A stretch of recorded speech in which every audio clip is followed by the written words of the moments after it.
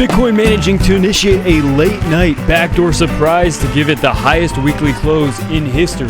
As one analyst points out the exact similarities between the 1.618 Fib close and all other previous end of bull run massive pumpulations. Will this time be any different? Lock your door, grab your laptop, and tell mom you're going to be busy for the next 3 to 5 minutes because we've got some pumping to do. I'm your host, Bobby Bendover, and just like a no-coiner's mother, we're about to bend over and receive maximum pumpage. With Bitcoin at the last second able to squeak out the teensiest pump to give us a new, highest weekly candle close in Bitcoin's history. Many people are starting to cast many doubts across the possibility of Bitcoin being able to achieve some very high levels over the next month and a half. But the big question is, can Bitcoin set the juice loose? So you guys make sure to like, subscribe, turn these absolutely time-sensitive alerts, and as well, we are bringing it back, the ledger or equivalent in BTC, and I actually just added a countdown on the website. You can find in the description and pinned comment below if you're just curious when it is, and as well, any other bonuses or offers, make sure to check out the description and pinned comment below. But without any further ado, let's big. So we're going to be jumping into Bitcoin's price as we talked about, and it's just following the same exact structure we've been talking about for a few days. But here are some things that are really highlighted and very important for this brand new week here. Bull market distribution beginning. So we're just going to go over about 3 of these key points here. And that is this. After a week of sideways price action, Bitcoin's price came to a close just in time, bouncing back to that $66,000 level, as you can see on this chart. And as you can see right now, the price is a little bit down. But I mean, in my opinion, anything above like 58,000 is kind of boring price action, not super significant. What we're doing still is just kind of flipping this macro level. I've had this Fibonacci fettuccine retracement placed on here since before we entered this year. Okay, this is something I've had plotted on here. The 5 main charts that I use in these videos, I rarely ever change. This chart I have not updated or I haven't moved any lines in like well over a year at this point. Okay, you can go back and watch the videos, but specifically the whole point of this though is just to highlight the importance of some of these levels. And again, it's no coincidence that the 3 biggest levels, 30K, 40K, 60K, technically it's like 58 or 59K, but yeah, those levels. And again, as I've been saying for over a year, that next big one is significantly above 100,000. I just put this extra little area on here to highlight 6 figures, which is about 100,000 or exactly 100,000, but that is not a key fib level on this chart. I just put it there because it's especially a big psychological milestone. But in the final hour before the close, we did get a pump here, putting the weekly close above a multi-month trend previously held to be an important test of overall strength. And then as well, we have analyst tech dev here talking about this 1.618 Fibonacci level that the close exactly mirrored the past 2 cycle final exuberant blow off top scenarios. And he highlights that very simply here. Okay, this is not complicated stuff. So far, Bitcoin has not done anything drastically different from before. And again, a lot of people are starting to doubt. There are a lot of people, more and more people coming out saying, well, some of these price levels are just not attainable or just not attainable anytime soon. But as he says here, I'm personally not betting on this time being any different for Bitcoin. And I agree with that statement. And with that, the king of all of that we've just said, as we've been mentioning, as there's about only 15 days left of this, Plan B talking about a $98,000 Bitcoin within the next 15 days. And again, I tweeted about maybe 6 hours or a couple of hours ago, basically saying, if we would hit 94 or 95,000 US dollars within the next 15 days, I would still consider him correct. I believe he also did say that there's a 5% deviation or so in that, meaning it could be a little above 98 or a little bit below 98, but primarily kind of the main point being around 98. And say Bitcoin would hit 90, let's say even $90,000 within the next 15 days.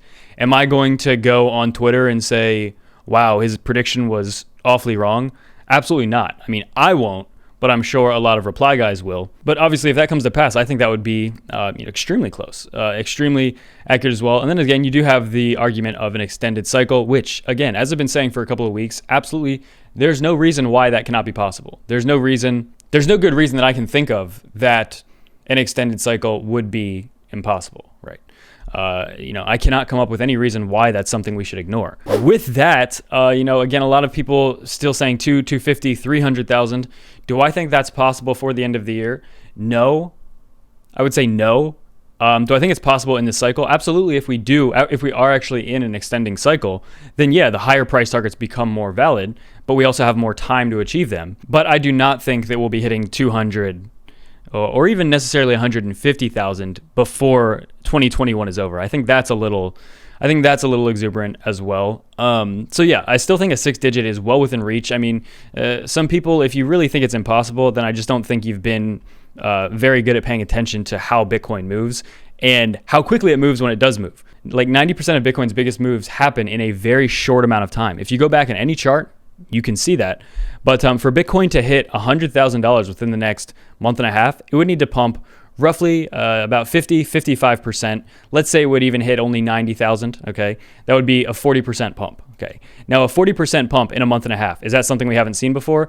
No, in fact, we just saw a 63% pump in 3 weeks. So again, that type of price action is not only not unheard of, it just happened. I mean, something nearly twice as big in half the amount of time just happened. So again, nothing to invalidate that. But yeah, for the most part, this is the final interesting thing about this, I think, is that the long-term holders.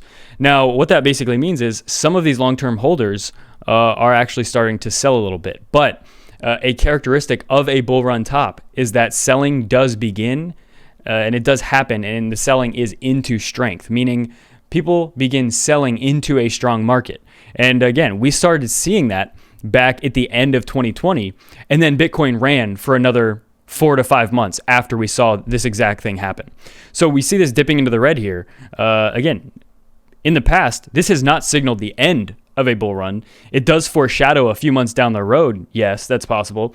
But this happening actually in the past has shown that there's multiple months left of a bull run and the strongest part of a bullish move as well. Last time in the Q4 of 2020, LTHs began selling in advance of Bitcoin's dramatic price run up, with distribution hitting a peak and then declining before the 65,000 all-time high materialized. And as well, we have hash rate returning basically to all-time highs as well. So a lot of bullish things happening. And if we go to Bitcoin's chart, again, what we've been doing, this is on the daily chart, still just teetering right on this 21-day. Again, as I've been saying for weeks now, we've just been glued to the 21-day, and that's why it's a little boring. But again, right now the 21-day sits a little bit below 63,000.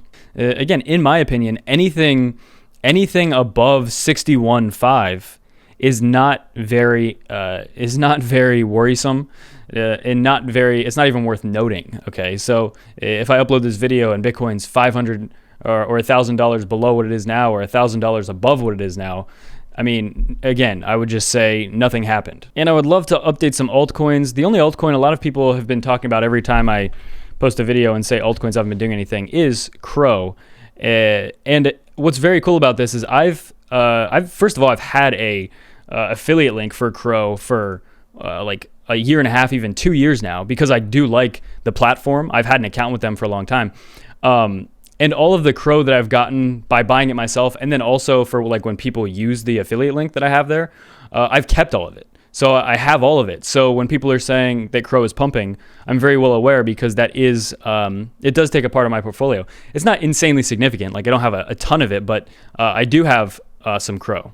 I would say it's within my top 10 biggest holds, but it would probably be towards like 8th or 9th or 10th. So not a super big part of my portfolio, but it is a decent part. And so, yeah, I mean, this is a newer chart of Coinbase, but yeah, you can see the price has been doing very well. This is just the last, pretty much this month of November, just so the last 2 weeks. And obviously the price has appreciated quite a bit, up over 100% in the last 2 weeks. Once you get to your channel, make sure to like, subscribe, turn on these absolute time-sensitive alerts as well. If you guys are interested in a ledger or equivalent, you can just subscribe and leave a comment to enter there below, or any other bonuses or offers. Make sure to check out the pinned comment.